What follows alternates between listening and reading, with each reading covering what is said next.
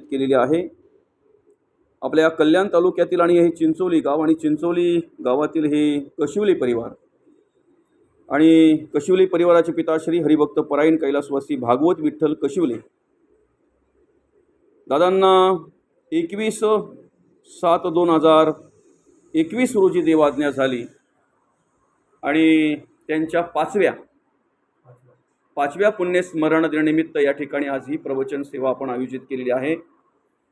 खरं तर हे पुण्यस्मरण या ठिकाणी आयोजित केलेलं असताना काही वेळापूर्वीच ताईने फोन केला मला आणि सांगितलं की महाराज म्हणे आज 5वं पुण्यस्मरण आहे आणि जर काही सेवा करता आली थोडीफार काही अर्धा पाऊण तास तर करावी अशा प्रकारे विनंती त्या ठिकाणी केली. आणि म्हणून या ठिकाणी आता आपल्याच गावातील बाबा बबन बाबा नाही का त्यांचं पुण्यस्मरण होतं. त्या ठिकाणी वासुदेव दादांनी मला सांगितलेलं, निमंत्रण दिलेलं, अनेक दिवसापूर्वी त्यांनी सांगितलेलं आजच्या सेवेविषयी आणि त्या ठिकाणी सेवा असल्यामुळे जवळच असल्यामुळे आणि अगदी कुटुंबदार आपल्या कुटुंबातलंच असल्यामुळे वासुदेव दादांनी सुद्धा सांगितलं मला कार्यक्रम झाल्यानंतर की मलाही म्हणे त्यांचा फोन आला होता. आणि मग ठीक आहे अशा प्रकारे या ठिकाणी या सेवा करण्याचा योग आलेला आहे. सेवेच्या योगाने तुमचं सगळ्यांचं दर्शन होतं आहे. पुन्हा एकदा तुमच्या सगळ्यांच्या चरणी नतमस्तक होतो. खरं तर संपूर्ण विश्वाची निर्मिती करण्याच्या आधी या ठिकाणी देव परब्रह्म ज्याला आपण ब्रह्मतत्व म्हणतो बरं का, ते ब्रह्मतत्व आहे. आणि मग पुढे संपूर्ण सृष्टीची निर्मिती आहे. मग पुढे सगळ्या जगाचा विस्तार आहे.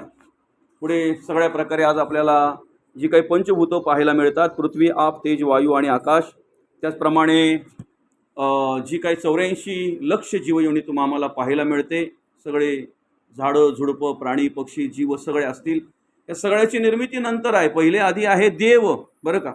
आणि मग त्याच्यानंतर त्याच देवाकडे झालेला संकल्प म्हणजेच त्याच्यापासून निर्माण झालेली मूळमाया आदिशक्ती आपण जिला म्हणतो, मूळमाया जिला म्हणतो ती, त्या मूळमायेपासून निर्माण झालेली गुणमाया, रजोगुण, तमोगुण आणि सत्वगुण, आणि मग त्या गुणमायेपासून पंचभूतं पृथ्वी, आप, तेज, वायू आणि आकाश, आणि मग त्या पंचभूतांवर निर्माण केली गेलेली ही 84 लक्ष जीवयोनी बरं का.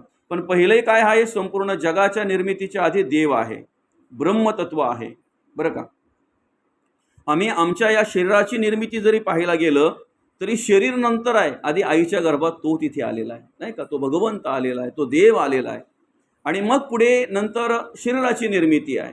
नंतर पुढे मग जे काही शरीर तुम्हाला आम्हाला दिसतंय, जो काही देह तुम्हाला आम्हाला दिसतोय, त्या देहाची निर्मिती आहे, त्या शरीराची निर्मिती आहे.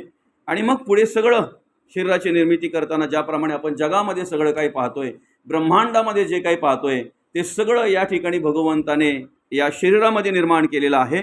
अर्थात जे ब्रह्मांडात आहे ते पिंडात आहे असं म्हटलं जातं आहे, म्हणजे आपल्या देहात आहे असं म्हटलं जातं आहे. फक्त ते सगळं पाहण्यासाठी, ते सगळं प्रत्यय येण्यासाठी आम्हाला मध्ये संतांच्या मार्गदर्शनाची गरज लागते, संतांच्या विचाराची गरज लागते, किंवा संतांच्या वाङ्मयाचा आम्ही अभ्यास केला पाहिजे. आम्हाला प्रवचन श्रवण का करायचं आहे, आम्हाला कीर्तन श्रवण का करायचे, किंवा संतांच्या मार्गदर्शनाचा विचार आम्हाला का करायचा आहे, किंवा संतांच्या वाङ्मयाचा विचार आम्हाला का करायचा आहे, तर त्याला कारण तेच आहे, निर्माण जे केलंय त्याच्या आधी निर्माता आहे. माणसाला जे डोळ्याने दिसतंय त्याला माणूस सत्य मानत असतो, पण संत म्हणतात चामड्याच्या डोळ्याने जे जे पाहायला मिळतंय ते सगळं असत्य आहे आणि ते आपल्या मनाला पटलं पाहिजे. चर्मचक्षुने जे जे आपण पाहतोय ते असत्य आहे, कारण असत्य आहे, जाणार आहे म्हणून ते असत्य आहे. जे चामड्याच्या डोळ्याने दिसते अशी मला एक तरी वस्तू दाखवा की ती नाश नाही, ती जाणार नाही, ती नाशिवंत नाही, अशी एक तरी वस्तू किंवा एक तरी काहीतरी मला सांगा की असं आहे जे आपण चामड्याच्या डोळ्याने पाहतोय ते कधीही नाश पावत नाही. सगळ्या गोष्टी नाश पावतात, सगळ्या गोष्टी नाशिवंत आहेत बरं का. निर्माण जेवढं केलंय तेवढं सगळं जाणार आहे, निर्मात्याला नाश नाही बरं का.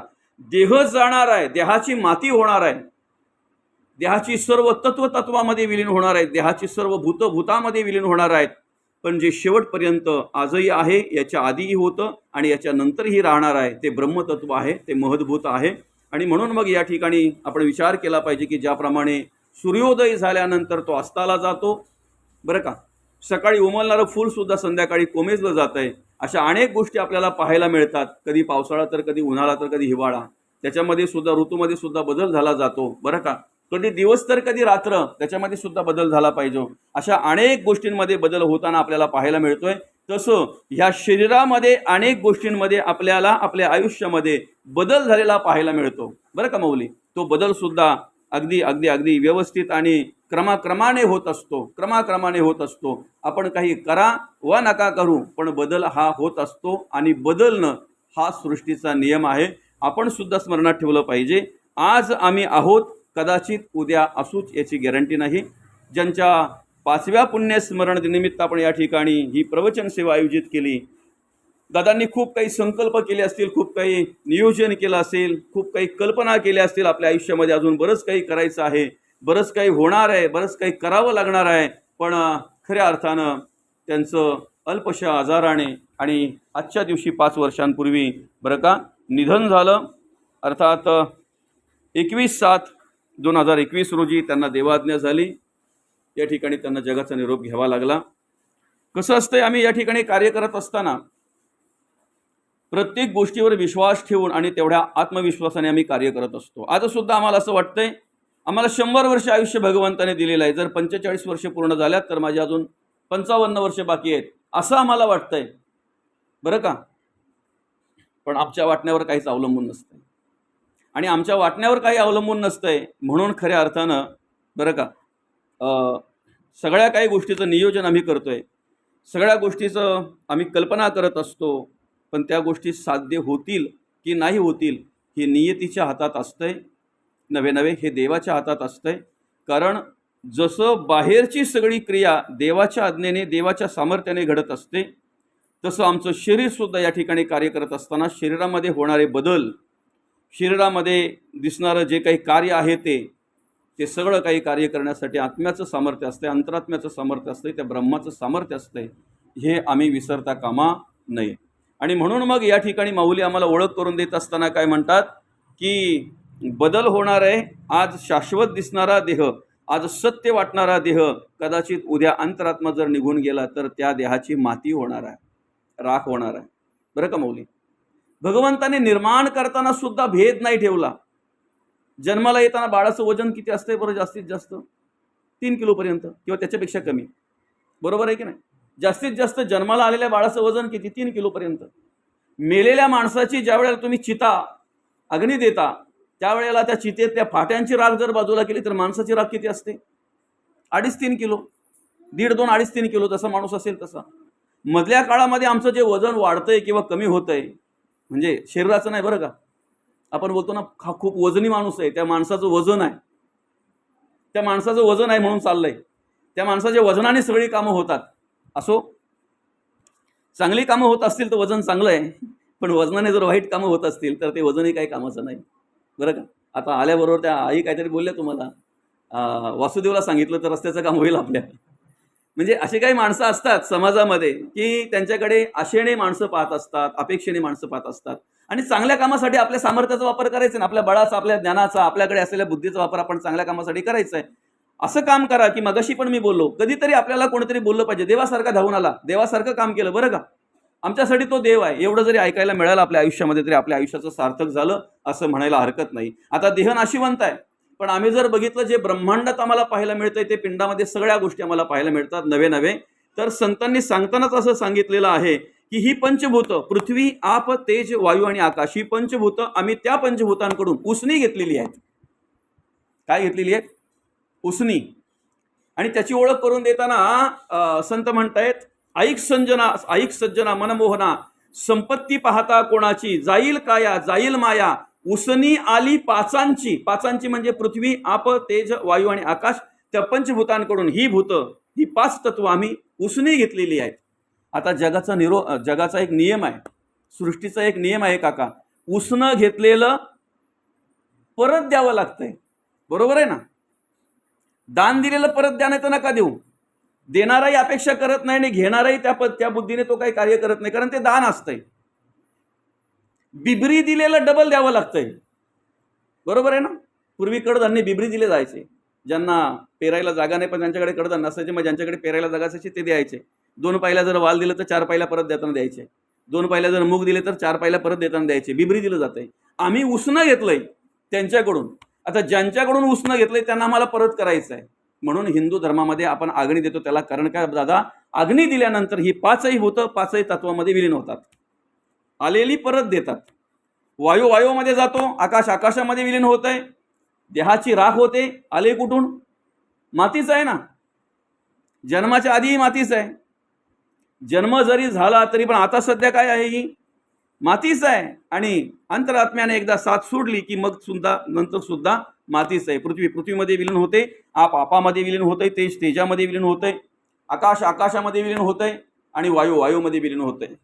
फक्त ते विलीन करण्याच्या आधी आम्हाला जसं आणलंय तसं अर्पण करता आलं पाहिजे. कोणच नाही करू शकत माऊली. चांबड्याच्या डोळ्याने जे पाहतोय आपण, चांबड्याच्या डोळ्याने जे पाहतोय ते जसं आलंय तसं कोणच नाही अर्पण करू शकत. देवाने जेव्हा केस दिले तेव्हा काळे केस दिले होते, पिकले. देवाने दिले तेव्हा 32 दात दिले होते, जाईपर्यंत 32च राहतील सांगू शकत नाही. देवाने जेव्हा दिलं त्यावेळेला धडधाकड शरीर दिलं, चांगल्या प्रकारे दिलं. जाताना शेवटच्या वेळेला जसं असेल तसंच असेल असं नाही, त्याच्यामध्ये तुटफूट पण झालेली असते. असं म्हणतात माणूस जसा वृद्ध होतो ना तसा श्रीमंत होत जातो. केसामध्ये चांदी येते, दातामध्ये सोनं येतंय, सोन्याचे दात बसवले जातात नाही का. हाडांच्या मध्ये चांगली चांगली महागडी स्टील येतंय, म्हणजे चांगलं चांगलं महागडं जे आपण कधी पाहिलेलंही नसतंय असं एकदम चांगल्या प्रतीचं, म्हणजे बरंच काय काय काय काय म्हटलेलं आहे बरं का.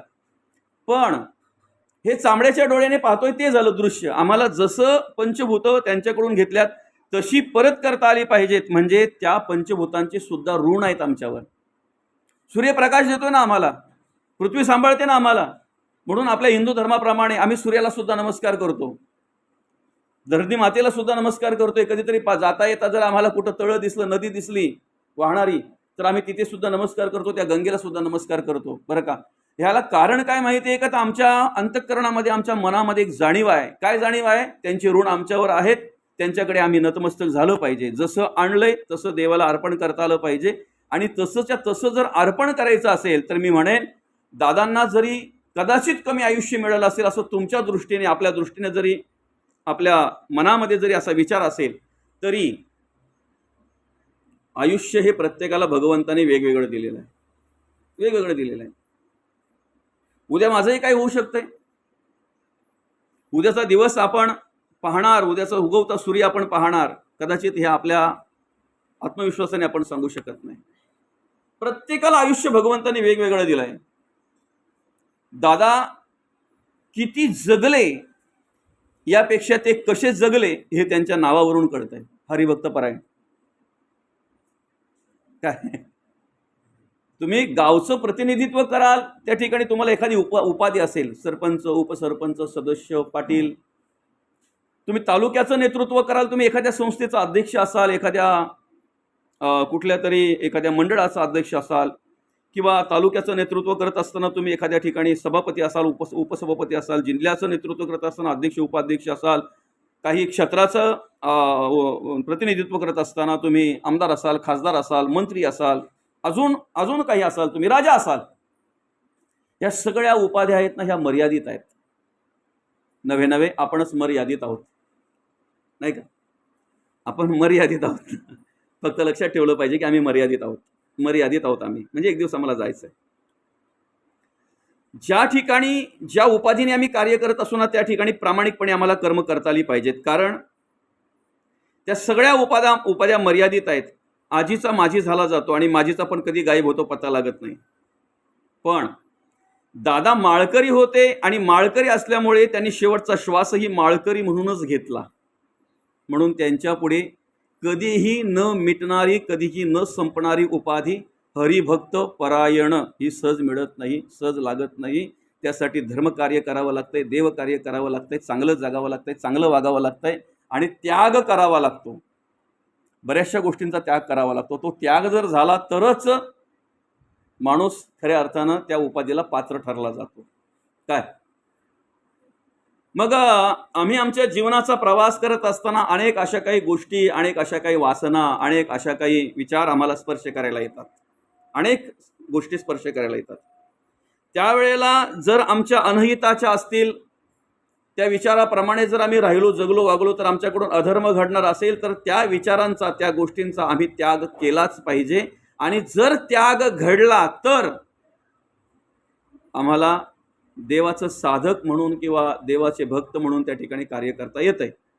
त्याग जर नाही घडला तर फक्त देहाला माळ असेल, मनाला नाही. देहाला बांधलं असेल, आता मगाचा विषय आपण नाही का, देहाला दोराने बांधला असेल, दोऱ्याने बांधला असेल, देहाला अंगठी घालत असाल तुम्ही एखाद्या नक्षत्राची वगैरे काही एखाद्या ग्रहाची, मनाला नाही. महत्त्वाचं आम्हाला मनाला शिकवण द्यायची आहे, मनामध्ये परिवर्तन घडायचं आहे. त्या मनाने काही गोष्टींचा त्याग केला म्हणून आज दादांच्या नावाच्या पुढे हरिभक्त परायण लागलं गेलं.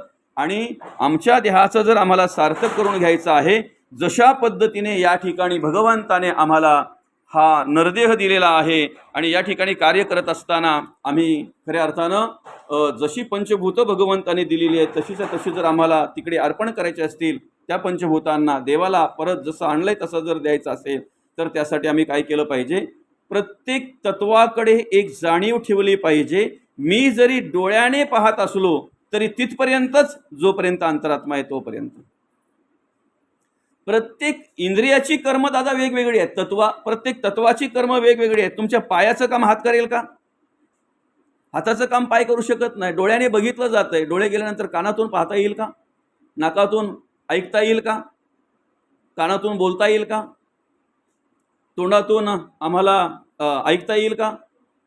ज्या इंद्रियाला जी कर्म लावून दिलेली तो इंद्रिय प्रामाणिकपणे त्या ठिकाणी कार्य करतो आणि देवही त्या इंद्रियाला सामर्थ्य देत असतो. फक्त आम्ही एवढं स्मरणात ठेवलं पाहिजे, इंद्रियांची कर्म जरी वेगळी असली, इंद्रियांचं कार्य जरी वेगळं असलं तरी प्रत्येक इंद्रियाकडून कार्य करून घेणारा देव एक आहे. आपला विषय काय, सुरुवात काय आहे, निर्माण केलेलं ब्रह्मांड आणि ब्रह्मांडातल्या व्यक्ती, वस्तू, गोष्टी जरी वेगळ्या असल्या तरी निर्माता एक आहे. निर्माता एक आहे आणि प्रत्येक ठिकाणी तो एक निर्माता कार्य करतो. आम्ही डोळ्याने जरी पाहत असलो, दृश्य कानाने जरी ऐकत असलो, मुखाने जरी बोलत असलो, नाकाने जरी श्वास घेत असलो, हाताची पायाची कर्म जरी वेगळी असली तरी त्या ठिकाणी कर्म करून घेणारा देव मात्र एकच आहे. एकच देव आहे बरं का. साले हे शरीर कुणाचे, सत्य कोण बोलवी ते हरिविणा, देखवी ऐकवी एक नारायण, तयाचे भजन चुको नका. काय म्हटलेलं आहे, जोपर्यंत अंतरात्मा आहे तोपर्यंत जर आम्ही ऐकत आहोत, ऐकायचं सामर्थ्य जर आम्हाला आहे तर आम्ही कोणाचं ऐकलं पाहिजे? तुम्ही जगाला पाहता पाहता त्याच्यामध्ये जगदीश्वराला पहा, त्याला परमार्थ म्हणतात. जगाला पाहायचं नाही का? जगामध्ये जे दिसतंय ते पाहायचंय, आम्हाला दृष्टी दिलेली आहे ना, पहा ना तुम्ही. पण ते सगळं काही पाहता पाहता निर्माण करणाऱ्याला पहा. जगाचं ऐकता ऐकता तुम्ही जगदीश्वराचं ऐका. जगाविषयी बोलता बोलता तुम्ही जगदीश्वराविषयी बोला. मग कळेल देह ही पंढरी, आत्मा हा विठ्ठल. देव देवलामध्ये लपला, देऊल पूजिता पावे त्याला. या मंदिराला, या देव्हाऱ्याला, या देवालयाला किंमत तोपर्यंतच आहे ह्या शरीराला, या देहाला, जोपर्यंत तो देव आमच्या अंतःकरणामध्ये, आमच्या मनामध्ये आहे तोपर्यंत. इंद्रियांची कर्म जरी वेगळी असली तरी त्या इंद्रियांकडून कार्य करून घेणारा हा देव एकच आहे. साधं उदाहरण आहे, आमच्या घरामध्ये उपकरणं वेगवेगळी आहेत. आता आम्ही पंखे लावलेत, पंखा आम्हाला हवा देतोय. बल्ब लावलेत, बल्ब आम्हाला उजेड देतो. शेगडीवर आम्हाला गरम पाणी मिळतंय, हीटर आम्हाला गरम पाणी देतो, गिझर आम्हाला गरम पाणी देतो, आम्हाला फ्रीज थंड पाणी देतोय, वॉशिंग मशीन आम्हाला कपडे धुवून देते, मिक्सर आम्हाला वाटणं करून देतोय. अनेक प्रकारची उपकरणं आहेत. एसी जर असेल तर आम्हाला एसी थंड हवा देते बरं का. उपकरणं अनेक प्रकारची आहेत, पण ह्या सगळ्या उपकरणांमध्ये जे काम ज्याला आहे, ज्याचं तो तेच काम करणार आहे. कधीतरी जर आम्हाला एखादा बल्ब जर उडाला गेला तर पंखा उजेड देणार नाही, पंखा हवाच देत असतो बरं का. फ्रीजमध्ये आम्हाला थंड पाणी मिळणार आहे. अजून अजून अजून वेगळं काही असेल, किती जरी दळण आमच्या घरात असेल तरी दळण चक्कीच दळणार आहे, मिक्सर नाही दळू शकत किंवा वॉशिंग मशीन नाही दळू शकत. किती जरी कपडे धुवायचे असले आणि वॉशिंग मशीन जर बिघडली तर मिक्सरमधून टाकून चालणार नाही. हे सगळ्या गोष्टी का सांगाव्या लागतात माहिती आहे का? तर जे उपकरण काम करत असेल ते उपकरण त्याचं ते जरी काम करत असेल, उपकरणांची कामं जरी वेगवेगळी असली, उपकरणं जरी वेगवेगळी असली तरी त्यांना कार्य करण्यासाठी वीज मात्र एकाच वायरमधून आलेली आहे आणि एकाच प्रकारची आहे, वेगळी नाही. वीज एकच आहे. पण हे कधी कळेल, मेन स्विच ऑन असेल तर. ज्याचा मेन स्विच ऑफ आहे ना, त्याला किती जरी तुम्ही ओरडून सांगितलं, किती जरी सांगितलं की तुझ्या डोळ्यातून पाहणारा देव आहे, तुझ्या कानातून ऐकणारा देव आहे, तोंडातून, आता ज्याचा मेन स्विचच ऑफ आहे, बंद आहे, त्याला तुम्ही किती सांगा ना, तो मान्य करेल? तो डायरेक्ट बोलतो देवच नाही आहे. बरं का, देवच नाही आहे. पण कधीतरी देव नाही आहे म्हणणाऱ्याला सुद्धा मान्य करावं लागतंय की आता सगळं देवाच्या हातात आहे. नास्तिकांचा गाव होता माऊली, नास्तिकांचा गाव. म्हणजे ज्या गावात कधी हरिपाठ नाही, काकडा नाही, प्रवचन नाही, कीर्तन नाही, काहीच नाही, असा तो गाव. आणि मग नास्तिकांचा गाव असल्यामुळे त्यांनी व्याख्यान ठेवलं त्या गावामध्ये. आता त्यांनी का श्रीराम प्रभू काय, रामायण काय, महाभारत काय त्यासाठी ठेवलं असेल का व्याख्यान? नाही. देव नाही आहे हे लोकांना पटवून देण्याचं व्याख्यान ठेवलं, वक्ता बोलवला. बरं का, असे काही वक्ते अजून आहेत ना मार्केटमध्ये, बरं का, नास्तिक विचाराचे. देवच नाही आहे. आणि त्या वक्त्याने जवळजवळ 2 तास एवढं सुंदर सांगितलं. त्याच्याप्रमाणे आपण सुंदर नाही बोलू शकत त्याला, पण लोकांच्या दृष्टीने त्याच्याप्रमाणे खूप खूप सांगितलं त्याने. 2 तास शब्दाला लागून शब्द, टाळ्या किती आणि किती लोकांना आवडलं ते. अरे बापरे बापरे बापरे. तर टाळे वाजवणारे पण त्याच्याच जातीचे. जात कळते ना इथे, जात म्हणजे आपली कुणबी, आगरी, कोळी, अजून काय लोहार, सोनार, ही जात नाही बरं का. विचारांची जात, कर्माची जात, गुणांची जात. म्हणून तुकोबा म्हणतात मज मिळो कोणी माझी या जातीचे, म्हणजे माझ्या विचारांचा. आपल्याला आपल्या विचाराचा माणूस भेटला की आनंद वाटतो ना, जातीचा भेटण्यापेक्षा. आपल्याला आपल्या विचारांचा माणूस भेटला की आनंद वाटतो. तसं संतांना संतांच्या विचाराचा माणूस भेटला की त्यांना आनंद वाटतो. आता इथे देव नाही आहे म्हणणारा, देव नाही आहे ह्या गोष्टीवर जर व्याख्यान करतो आणि त्याला जर टाळ्या वाजवतात तर त्याच्याच जातीचे ना. असो, झालं सगळं काय. 2 तास एवढा बोलला की लोक त्याच्या तोंडाकडे, त्याच्या बोलण्याकडे पाहून ऐकता ऐकता विचार करत होते, एवढे शब्द तरी कुठून येतात आणि काय बोलणं आहे ते, म्हणजे एवढं सामर्थ्य, एवढं बळ, एवढी शक्ती या माणसाकडून आली कशी काय? 2 तास नॉनस्टॉप बोलतोय, 2 तास. बरीच लोक विचार करायला लागली. शेवटी ते व्याख्यान संपल्यानंतर त्याच्याच जातीचा एक जण त्याला येऊन भेटला आणि विचारायला लागला, बोलायला लागला. बडी दादा, तुम्ही जिथून सुरुवात केली ना बोलायला, तिथून मी एकच निरीक्षण करत होतो, शब्दाला लागून शब्द. किती बोललात. 2 तासामध्ये तुम्ही एवढं बोललात की एखादा माणूस 3 तासातही एवढं बोलू शकत नाही, 4 तासातही एवढं बोलू शकत नाही, शब्दाला लागून शब्द. बरं का, आणि एवढ्या वेगाने तुम्ही बोललात. मी आश्चर्य करत होतो, एवढं सामर्थ्य, एवढी शक्ती, एवढी पॉवर, एवढी ताकद तुमच्यात आली तरी कुठून? शेवटी पटकन बोलून गेला, काय नाही, शेवटी देवाची कृपा. काय बोलून गेला? काय नाही, शेवटी देवाची कृपा. तेव्हा ऐकणाऱ्यालाही कळलं की हा 2 तास बोलला पण सगळं व्यर्थ होतं. कारण देव नाही आहे या गोष्टीवर बोलला, पण शेवटी आला कुठे? देवाची कृपा, देवाचं सामर्थ्य, देवाने बळ दिलं. म्हणून पोटा पाण्यासाठी करा, पण भलतंच करू नका. आता हे तेच बोलायला लागेल ना. जर देव आहे हे मान्य करतो, देवाची कृपा जर मान्य करतो, तर मग त्याने 2 तास जे काही केलं ते कशासाठी केलं? अर्थात आम्ही मान्य केलं पाहिजे की आम्ही जे काही कार्य करतोय, आम्ही जे काही बोलतोय, आम्ही जे काही पाहतोय, आमच्या डोळ्यातून पाहणारा देव आहे. बरं का, म्हणून सांगितलेलं आहे ते, वृक्षाचेही पान हाले त्याची सत्ता राहिली अहंता मग कोठे.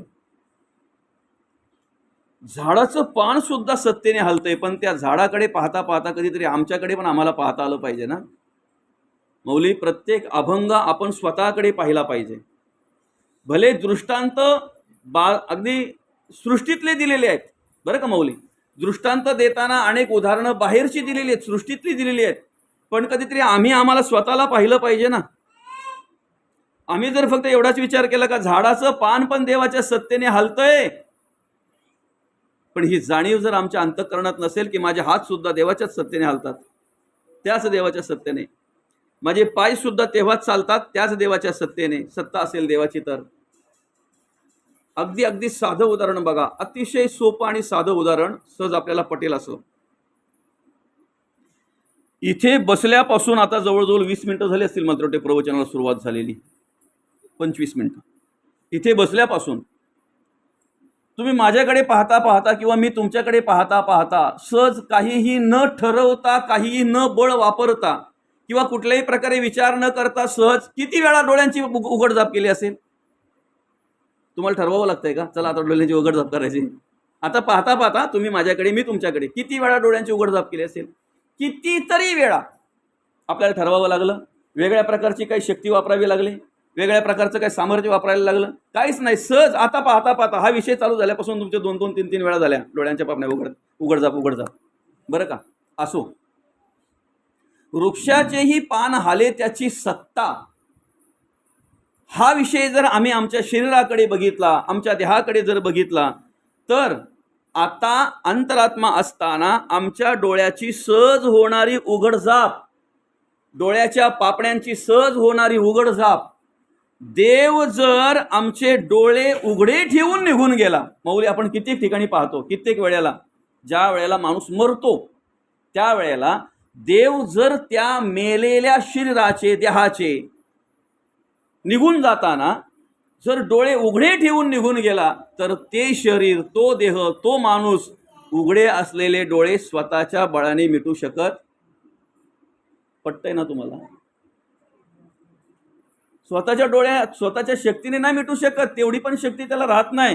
उदाहरण का माहिती आहे का द्यावं लागलं? कारण त्याच्यासाठी आम्हाला विशेष काही प्रयत्न करावेच लागत नाही ना. हात उचलायचा म्हणजे आम्हाला ठरवावं लागतंय, पाय उचलायचं आम्हाला ठरवावं लागतंय, बरोबर आहे का नाही? बोलायचं ठरवावं लागतंय, डोळ्याची पापणी सहज सहज मिटून जाते, सहज उघडझाप होते. पण तेवढी सुद्धा आम्ही उघडी ठेवून जर गेला देव आमची डोळ्याची पापणी, तर मिटू शकत नाही. ती मिटायला पण कोणाला तरी हात फिरवावा लागतो, नाही का? लोक पहिले त्या विचार करतायत, चला पहिले डोलं मिटून घ्यायचं, नाही तर येणारे घाबरून जातील. कोणी असो, तुम्ही काय मी काय अजून कोण काय. मान्य केलं पाहिजे की प्रत्येक कार्य देवाच्या कृपेने घडत असते, देवाच्या सामर्थ्याने घडत असते. प्रत्येक कार्य करण्यासाठी देव सामर्थ्य देत असतो. आणि म्हणून मग या ठिकाणी विचार केला पाहिजे की जोपर्यंत तो देव आहे तोपर्यंत आम्ही कार्य करणार आहोत, तोपर्यंत आम्ही कर्म करणार आहोत. एकदा काय देव निघून गेला माऊली की कुठल्याही प्रकारची कर्म घडणार नाहीत, कुठल्याही प्रकारचं कार्य घडणार नाही, काहीच नाही घडू शकत. त्याला मेलेला माणूस कधी बोललाय का चला तुम्ही पुढे सगळी तयारी करून ठेवा, मला जसं जमल तसं बसू तुटे देतो मी तिथपर्यंत? बोललाय कधी? काय? किंवा मेलेला माणूस कधी बोललाय का सगळी माणसं आली काय आणि अमुक अजून बरं कसा काय आला नाही तो, किंवा अमकी अजून कशी काय आली नाही बरं ती? नाही. कोण आलाय कोण नाही आलाय, बरं का? कोण काय बोलतंय कोण काय नाही बोलतंय, काय नाही. ठीक आहे, मरणोत्तरच्या ज्या क्रिया आहेत त्या आम्ही केल्या पाहिजेत, तिथे ज्या काही विधी आहेत, कारण सगळे संस्कार आम्हालाच सांगितलेत ना माऊली, या नरध्यालाच सांगितलेत संस्कार. कुत्रा मेला ओढत नेतात लोक, एखादा जनावर प्राणी मेला त्याला ओढत नेतात लोक, किंवा एखाद्या काहीतरी वाहनामध्ये टाकून नेतात.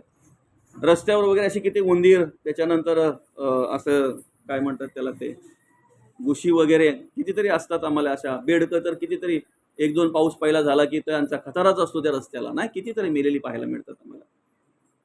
पण माणूस जर गेला तर मरणोत्तर सुद्धा त्याची विधी आहे, मरणोत्तर सुद्धा विधी आहे, बरं का? ज्याच्या घरातले सगळे आहेत ते सगळं काही करतात, पण ज्याच्या घरातला कोणी नाही ना त्याची सुद्धा ते अंतिम संस्कार केले जातात, बरं का माऊली? ज्याचं कोणच नाही त्याने कुटुंबदार त्याचे करतात, बरं का? त्याचे जे काही परिवारातले असतील ते करतात, नातेवाईक करतात, किंवा ज्याच्याकडे जो असेल ना, असं म्हटलेलं आहे की एखादा परप्रांतातून इकडे आलेला आहे आपल्याकडे आणि तो काम करतोय, काम करता करता जर त्याचा मृत्यू झाला आणि त्याचा कोणच नाही आहे, आपल्याला माहिती पण नाही आहे, तरी सुद्धा त्या मालकाने त्याच्या त्या मरणोत्तरच्या ज्या काही विधी आहेत त्या करायच्याच असतात असं म्हटलेलं आहे. कारण हे सगळं माणसाला सांगितलेलं आहे, मनुष्य देहाला सांगितलेलं आहे, नरदेहाला सांगितलेलं आहे, बरं का?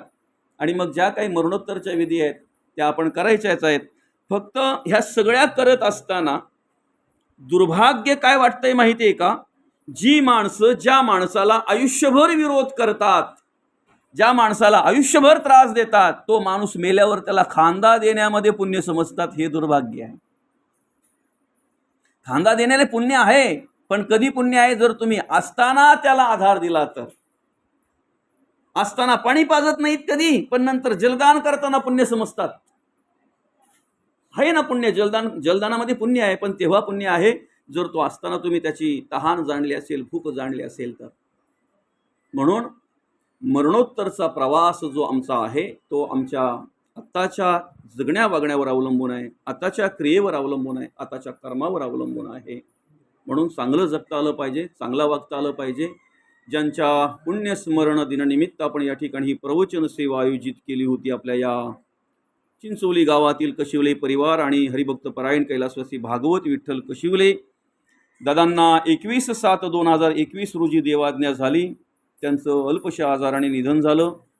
त्यांच्या पाश्चात या ठिकाणी संपूर्ण हा कशिवले परिवार आहे, त्यांची मुलं मुली आमच्या ताईसाहेब असतील, बरं का.